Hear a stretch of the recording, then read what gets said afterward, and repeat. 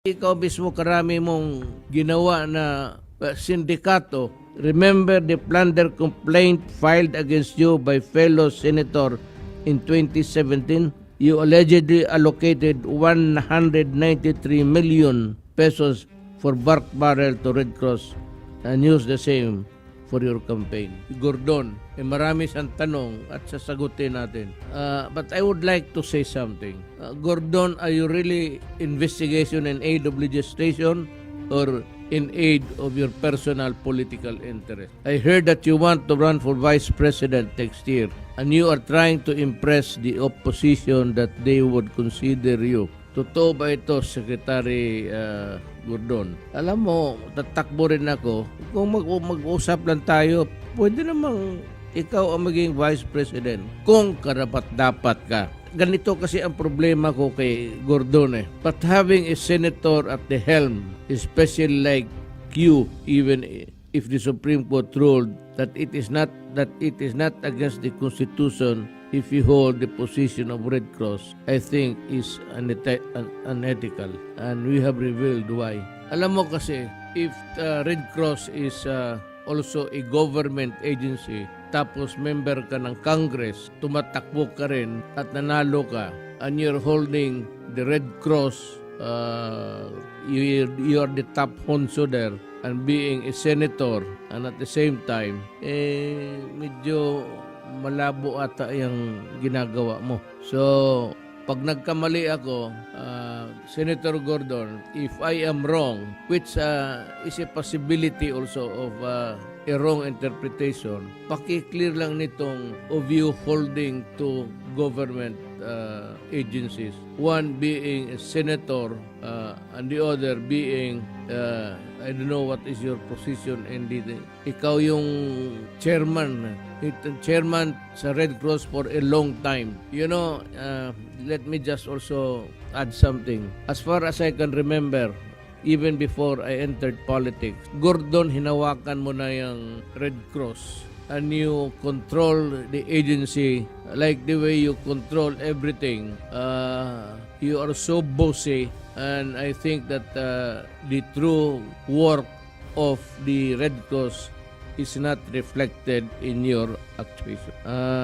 Ito pang isa, Red Cross is to be a non-profit organization. But amid the onset of pandemic, Red Cross, under you, charged testing at astronomical rate for around 4,000 pesos, 4,700 pesos a piece without any discount for senior citizens or persons with disabilities. Is this not a clear violation of the expanded Senior Citizens Act? Pakisagot lang nito kasi it is a violation of law to deprive the senior citizens and persons with disabilities of lower prices in consideration of their present situation. And ito pang isa ang ayaw ko sa iyo. At the time when we were busy testing everybody at humingi kami ng tulong sa inyo, Red Cross. Red Cross is supposed to be a humanitarian organization. But when government was struggling to source funds, you threatened to stop testing.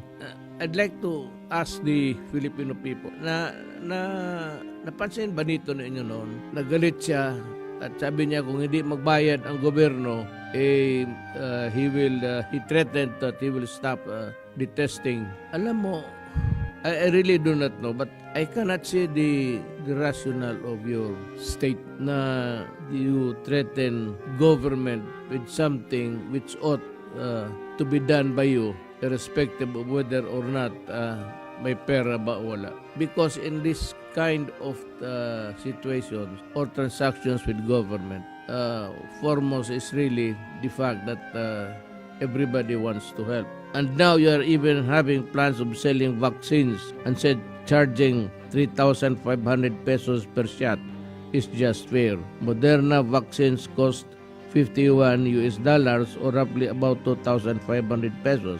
What is the extra 1,000 for? And for whom? Yung Moderna na gagamitin mo is 2,500 pesos. Pero sabi mo, you will be charging 3,500. So there is an extra of 1,000. Anong gamitin mo nito in the light of the pandemic in situation in the Philippines? Is this a fair move of yours during the time of when the Philippines is suffering from, just like other nations, the effects of pandemic? Is the Red Cross saving money so that it would eventually pass a resolution to set aside a big amount to fund your elections plans, just like the funds you use in the 2010 and 2010 campaign? Alam mo, ginagamit mo itong Red Cross, and I dare say na ginamit mo talaga ito para sa elections. Ito yung milking cow mo sa totoo lang. You have been there for quite a time. Is it not fair to say now that bumitaw ka na and give others a chance at para mahinto na yung ginagawa mong kalokohan? Remember the Plunder Complaint filed against you by fellow senator in 2017? You allegedly allocated 193 million pesos for bark barrel to Red Cross and used the same for your campaign. Ni ikaw mismo karami mong ginawa na sindikato, things that you should not do as a public official. Yung 193 million pesos na pork barrel na ginamit mo, hindi mo nga masabi sa amin kung saan nalagay yun, totoo ba o hindi. How about the disallowances and charges in the SBMC's books of accounts when you're sitting as chairman? Is this amount of 140 million pesos? Is this the reason why you lobbied for certain individuals to be appointed to the SBMA so that you can protect your own interest? And when you said, hindi ako pumirma